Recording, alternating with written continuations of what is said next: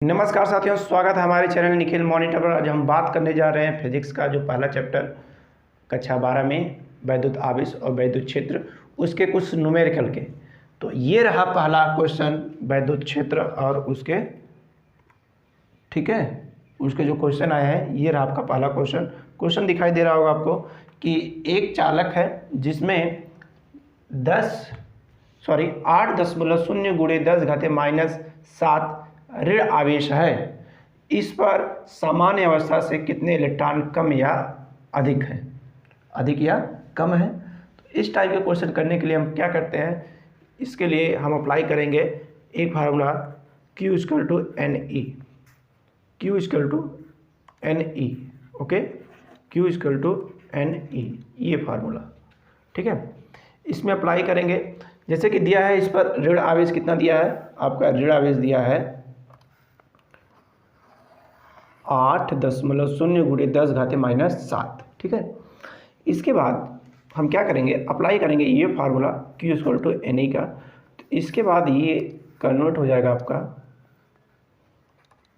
Q की value कितनी हो गई 8 गुणे 10⁻⁷, ठीक है। और E की वैल्यू होती है 1.6 गुणे 10⁻⁻19 कूलम, ठीक है।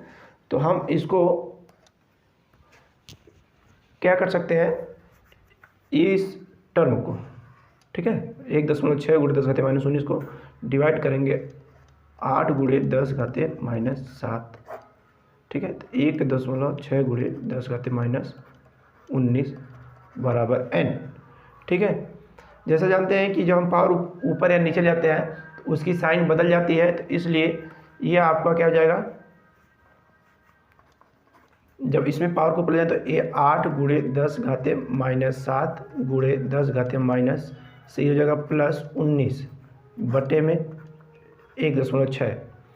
तो ये जगह 8, देखिए जब 16 से इसको अगर 16 बनाना है तो ऊपर नीचे 10 से गुणा करना पड़ेगा, इसलिए मैं यहीं पर गुणा कर दे रहा हूँ, ठीक है।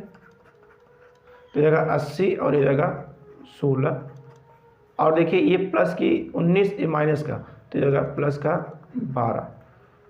इसका मतलब हमारा राइट आंसर हो जाएगा, राइट आंसर क्या होगा बताइए, इसका राइट आंसर कितना हो जाएगा 16 × 80। तो इसका मतलब ये है कि 5 गुणे 10⁻12, ठीक है, 5 गुणे 10⁻12 इलेक्ट्रॉन क्या होंगे, क्योंकि यहाँ पर ऋणावेश थे,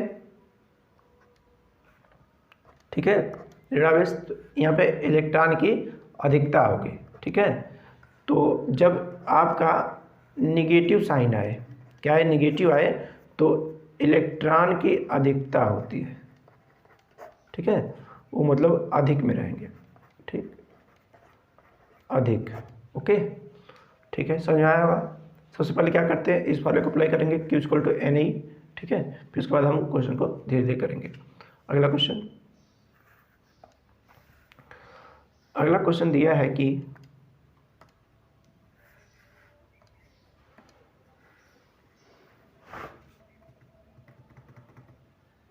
ओके, अगला क्वेश्चन ये है कि यदि किसी पिंड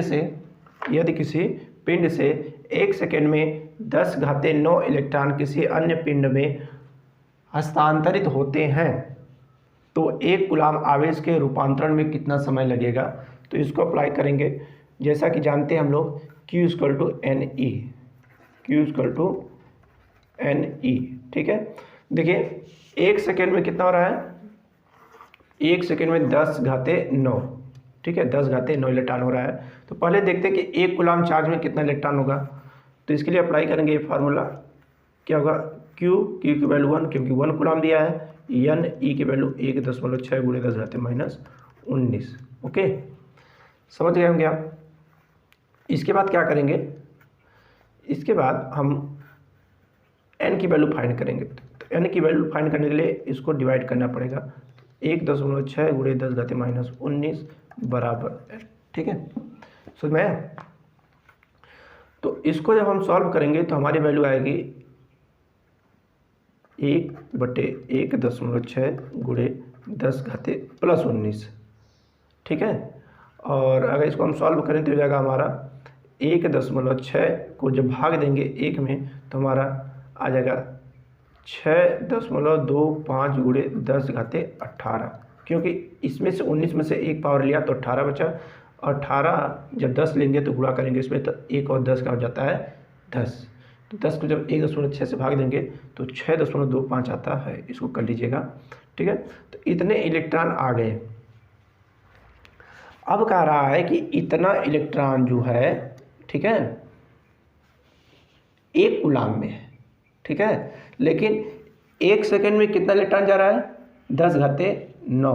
तो इसलिए अगर हमें पता करना है कि 6.25 गुणे 10 घाते 18 इलेक्ट्रॉन ट्रांसफ़र करना है तो कितना समय लगेगा, तो हमें पता है कि 1 सेकेंड में 10 घाते 9 जा रहा है, ठीक है, 9 इलेक्ट्रॉन, तो 1 इलेक्ट्रॉन कितने में जाएगा, 1/10 घाते 9 जाएगा 1 इलेक्ट्रॉन, ठीक है, 1 इलेक्ट्रॉन जाएगा। तो हमें ले जाना कितना है, इतने इलेक्ट्रॉन को, तो क्या करेंगे इसमें गुणा करेंगे 6.25 गुणे 10 घाते 18, ठीक है, गुणे 10 घाते 9, ठीक है, समझ गए होंगे, नहीं समझे? क्या करना है, सेम तो है, 1 इलेक्ट्रॉन इतने जा रहा है तो इतने में कितना जाएगा, सीधा मल्टीप्लाई, तो क्या करेंगे 6.25 गुणे 10 घाते 9 सेकेंड, ठीक है, ये इसका राइट आंसर हो जाएगा। ओके, ये इसका राइट आंसर है, 6.25 गुणे 10 घाते 9 सेकेंड में ये जाएगा। ओके, नेक्स्ट क्वेश्चन देखते हैं। नेक्स्ट क्वेश्चन दिया है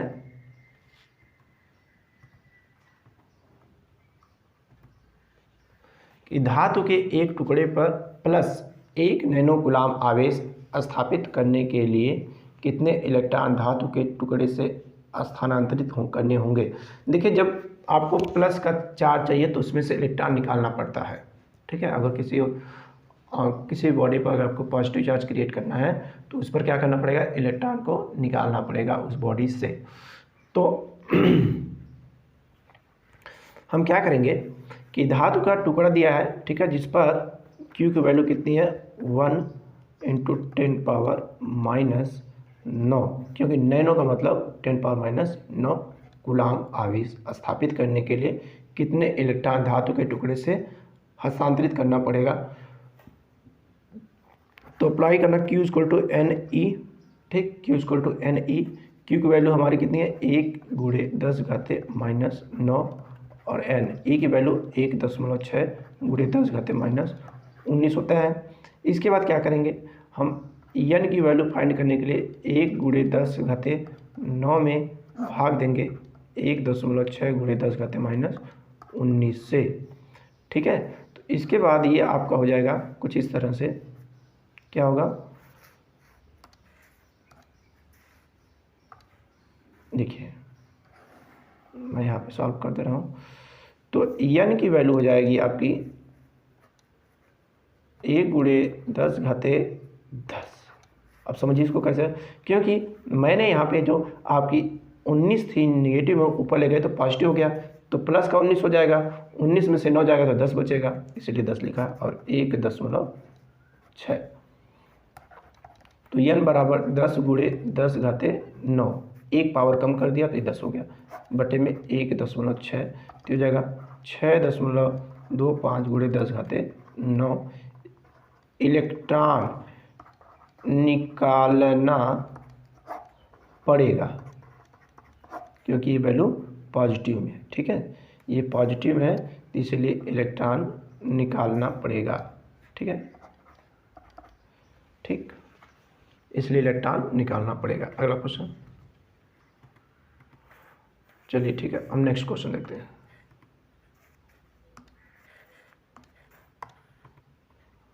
अगला क्वेश्चन दिया है एक चालक पर 1500 इलेक्ट्रॉन की कमी है, इस पर आवेश की मात्रा और प्रकृति बताइए। जब किसी भी चालक पर इलेक्ट्रॉनों की कमी होती है तो उस पर आपका पॉजिटिव चार्ज आता है, ठीक है। इस पर कितने इलेक्ट्रॉन कम है? 1500। ठीक है, तो हमारा n इक्वल टू 15 हो गया। अब जानते हैं q equal to N E होता है, तो q की वैल्यू फाइंड करनी है और n की वैल्यू 1500 दिया हुआ है, और इलेक्ट्रॉन पर होता है 1.6 10⁻⁻⁹। ठीक है, फिर q इक्वल टू हो जाएगा आपका, जब मल्टीप्लाई करेंगे तो 1 2 3, तो 1.5 गुणे 10⁻³ इसको कर सकते हैं, और 1.6 गुणे 10⁻⁻⁹ कर सकते हैं। फिर इसका जब मल्टीप्लाई करेंगे तो हो जाता है 2.4 गुणे 10⁻⁻�19 में से 3 जाएगा 16। ठीक है, कूलाम। इसका मतलब इस पर 2.4 गुणे 10⁻⁻16 कूलाम चार्ज आ जाएगा जब हम किसी भी बॉडी से 1500 इलेक्ट्रॉन निकालते हैं तो। ठीक है, अगला क्वेश्चन। अगला क्वेश्चन दिया है कि एक चालक पर 9.6 गुणे 10⁻⁻�19 कूलाम का ऋण आवेश है। इस चालक पर इसकी सामान्य अवस्था की तुलना में कितने इलेक्ट्रॉनों की अधिकता या कमी है? देखिए, चार्ज की वैल्यू दिया है, ठीक है, और वो दिया है ऋण आवेश। ऋण आवेश का मतलब उस पर निगेटिव चार्ज। 9.6 गुणे 10⁻⁻�19 कूलाम है। एक क्यू की वैल्यू दिया हुआ है। क्यू की वैल्यू कितनी है? माइनस का 9.6 गुणे 10⁻⁻�19। ठीक है, इस चालक पर सामान्य अवस्था की तुलना में कितने इलेक्ट्रॉनों की अधिकता अथवा कमी है? तो देखिए, अगर इस पे इलेक्ट्रॉनों की अधिकता होगी तभी इस पर आया होगा निगेटिव चार्ज। तो Q equal to NE apply कर लेते हैं। Q का मान दिया है माइनस का 9.6 गुणे 10⁻⁻�19 इक्वल टू NE। ठीक, और 9.6 माइनस का गुणे 10⁻⁻�19 बराबर NE की वैल्यू 1.6 गुणे 10⁻⁻�19। ठीक है, 10⁻�19 से कैंसिल हो गया, और माइनस का 9.6 डिवाइड बाई 1.6, तो 16 छक्का 96, तो माइनस का 6 यह शो कर रहा है कि इस पे इलेक्ट्रॉनों की अधिकता है।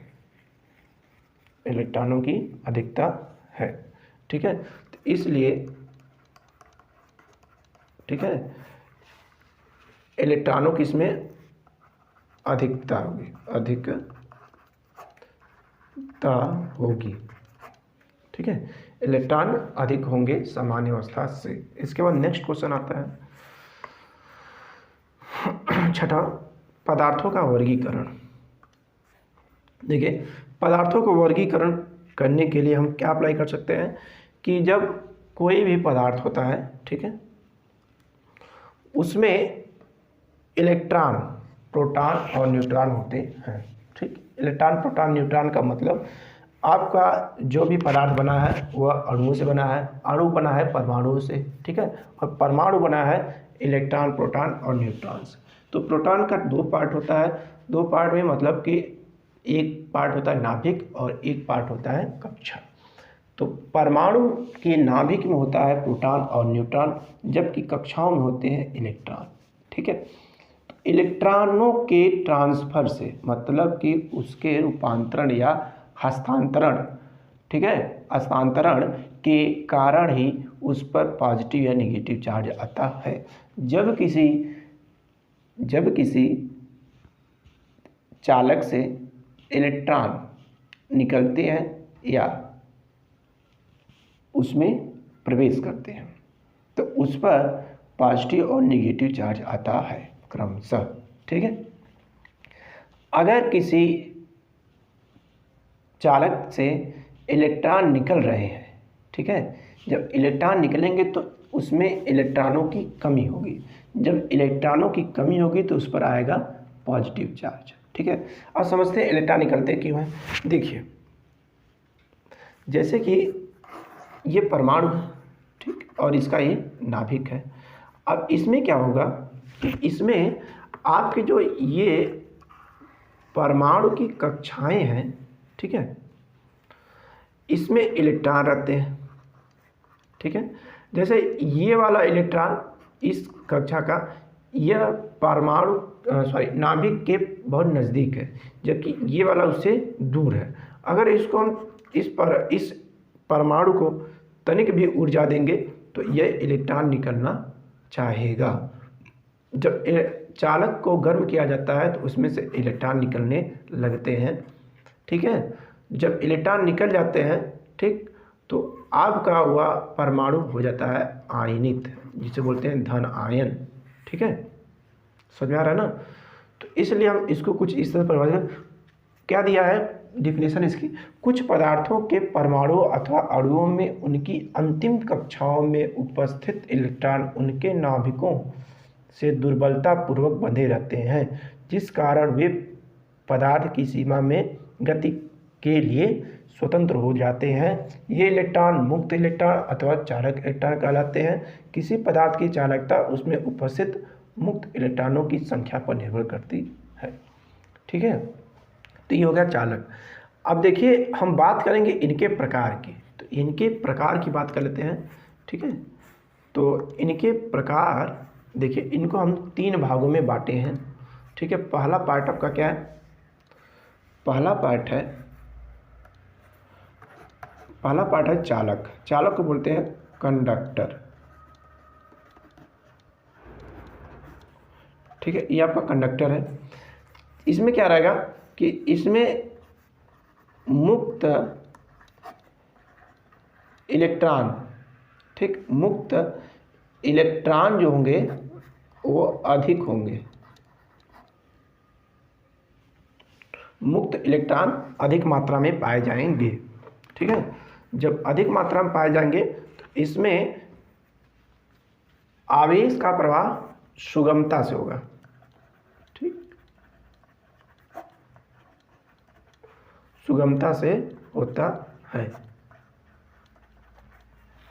समझ गए कि नहीं, ठीक है। जबकि अचालक में मुक्त इलेक्ट्रॉनों की संख्या होती नहीं, समझिए। इसमें मुक्त जो इलेक्ट्रॉन होते हैं, ठीक है, इसमें नहीं होते हैं, ओके। इसमें मुक्त इलेक्ट्रॉन होते ही नहीं है। जबकि अर्धचालक में क्या होता है, दोनों के बीच का, ठीक है, दोनों के बीच में पाए जाते हैं। इसलिए कहते हैं कि जो चालक होते हैं, ठीक है, जैसे कि सोना, चांदी, ठीक है, और लोहा, ये टाइप के। और अचालक में जैसे फास्फोरस, सल्फर, कार्बन, नाइट्रोजन, इस टाइप के। अर्धचालक में कार्बन फैमिली के जैसे कुछ होते हैं मेंबर, जैसे सिलिकॉन, जर्मेनियम, ठीक है, इस टाइप के जो होते हैं ये अर्धचालक का काम करते हैं। तो मैं आशा करता हूँ कि इस वीडियो में आपने बहुत कुछ सीखा होगा। जैसे कि फिजिक्स का जो न्यूमेरिकल मैंने कराया 4 से 5 क्वेश्चन, उसको कैसे करते हैं ये आपको पहले ही चैप्टर मिलेगा फिजिक्स का, ठीक है। Q=NA formula. उसके बाद नेक्स्ट वीडियो में बात करेंगे कूलाम के नियम पे कुछ क्वेश्चन, ठीक है। तो उसके बाद मैंने बताया था पदार्थों का वर्गीकरण, चालक, अचालक और अर्धचालक क्या होते हैं, ठीक है। नेक्स्ट वीडियो में चालक, अर्धचालक और कुचालक जो होते हैं उनके बारे में और डिटेल में बात करेंगे। तब तक के मेरे वीडियो पर बने रहिए और चैनल को सब्सक्राइब कीजिए और मित्रों के साथ ज़्यादा से ज़्यादा शेयर कीजिए। धन्यवाद।